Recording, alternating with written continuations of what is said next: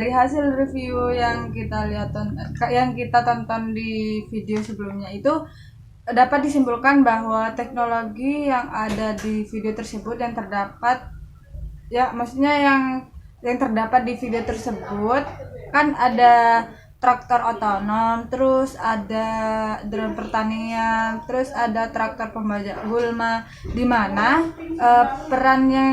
peran teknologi pertanian yang saya sebutkan tadi itu berkontribusi pada perkembangan struktur sosial dan ekonomi politik di masyarakat modern. Seperti pertama itu mengembangkan rencana pengelolaan lahan yang baik dan lebih efisien. Itu dapat membantu pertanian yang maksudnya membantu pertanian secara umum. Nah, yang kedua itu mengukur kelembaban tanah, kepadatan tanah dan kepadatan tanah.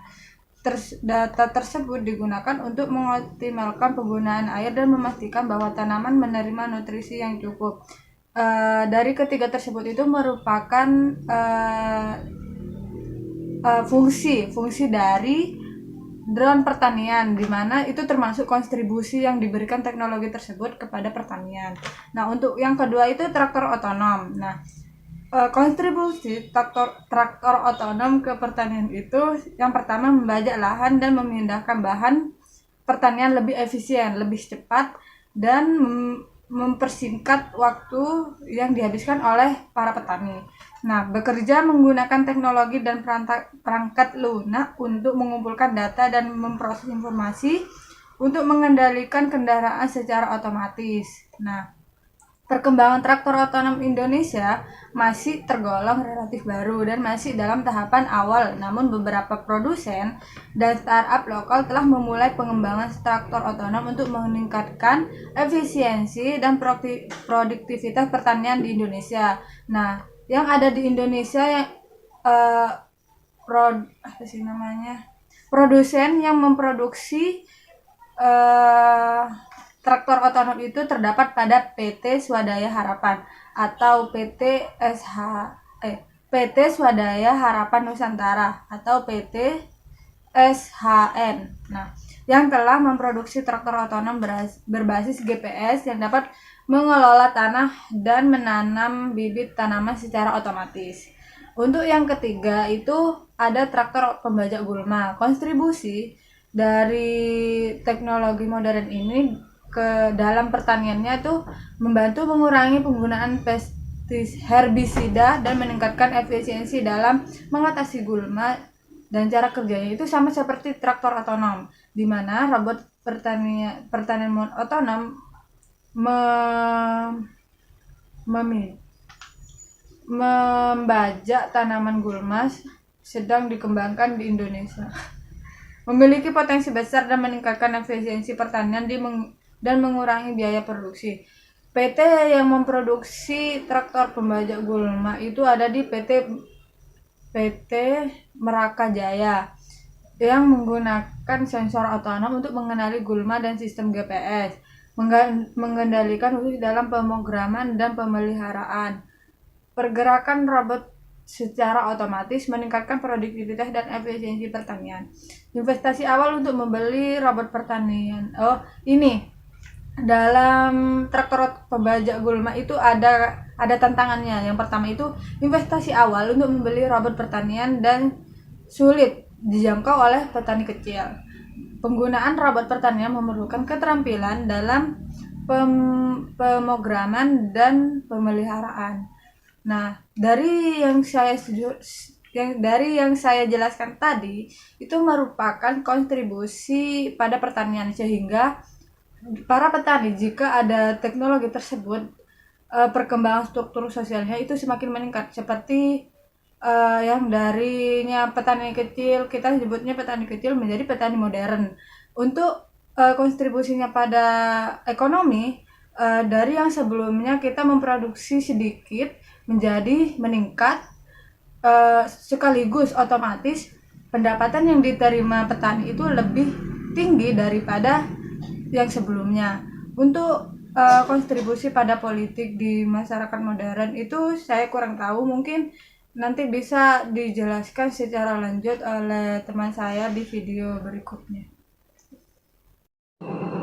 Nah, di sini kan saya akan mempresentasikan yang dari nomor 3, yaitu menghubungkan dampak teknologi pertanian modern dengan kontribusi historis pertanian dalam membentuk struktur masyarakat awal, serta mengidentifikasi kesamaan dan perbedaan dalam dampaknya terhadap masyarakat. Nah, untuk pertama yaitu menghubungkan dampak teknologi pertanian modern dengan kontribusi historis pertanian dalam membentuk struktur masyarakat awal. Nah, di sini kita bisa lihat dari beberapa aspeknya, yaitu pertanian awal.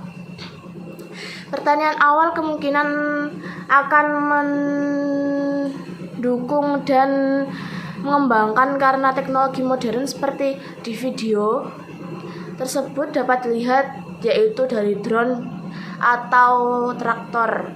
Itu bisa meningkatkan produktivitas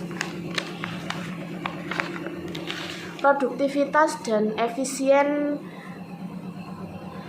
dengan penghasilannya itu lebih besar dengan biaya yang lebih rendah, sehingga pertumbuhan tersebut juga meluas. Nah, untuk pertanyaan kedua yaitu tentang mengidentifikasi kesamaan dan perbedaan dalam dampaknya terhadap masyarakat. Nah, untuk kesamaannya tersendiri yaitu satu, peningkatan produktivitas, yaitu meningkatkan efisien dan menghasilkan pertanian, kemungkinan petani untuk memproduksi lebih banyak dengan lebih sedikit usaha. Untuk kedua yaitu pengurangan tenaga kerja. Itu bisa lihat dari drone dan traktor untuk mengurangi ketergantungan pada tenaga kerja manual, dapat mengubah struktur pekerjaan di sektor pertanian. Untuk perbedaannya sendiri itu bisa kita lihat dari fungsinya terlebih dahulu. Untuk traktor fungsinya lebih fokus pada pengolahan tanah dan transportasi, dan sementara drone itu digunakan untuk pemantauan atau pemetaan dan apresiasi. Nah, untuk kedua yaitu biaya awal dan operasional. Untuk biaya awal itu untuk traktornya kemungkinan lebih tinggi daripada biayanya itu lebih rendah. Untuk drone sendiri itu memerlukan pemeliharaan dan pengoperasian teknologi yang kompleks. Nah, untuk dampaknya dari lingkungan itu drone dapat mengurangi penggunaan pestisida dengan aplikasi yang lebih tepat, sementara traktor menyebabkan erosi tanah jika tidak digunakan dengan bijak. Sekian.